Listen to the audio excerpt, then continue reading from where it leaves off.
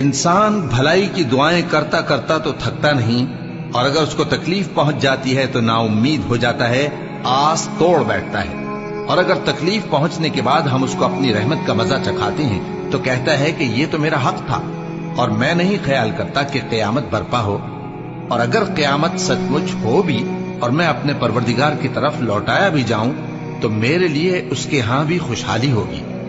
بس کافر جو کچھ کیا کرتے ہیں وہ ہم ضرور ان کو جتائیں گے اور ان کو سخت عذاب کا مزہ چکھائیں گے۔ اور جب ہم انسان کو نعمتوں سے نوازتے ہیں تو وہ منہ موڑ لیتا ہے اور پہلو پھیر کر چل دیتا ہے، اور جب اس کو تکلیف پہنچتی ہے تو لمبی چوڑی دعائیں کرنے لگتا ہے۔ کہو کہ بھلا دیکھو تو اگر یہ قرآن اللہ کی طرف سے ہو پھر بھی تم اس سے انکار کرو تو اس سے بڑھ کر کون گمراہ ہے جو حق کی مخالفت میں دور نکل گیا ہو۔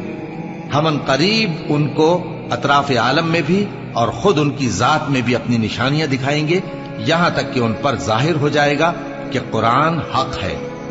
کیا تم کو یہ کافی نہیں کہ تمہارا پروردگار ہر چیز سے خبردار ہے؟ دیکھو یہ اپنے پروردگار کے روبرو حاضر ہونے سے شک میں ہیں، سن رکھو کہ وہ ہر چیز کا احاطہ کیے ہوئے ہے۔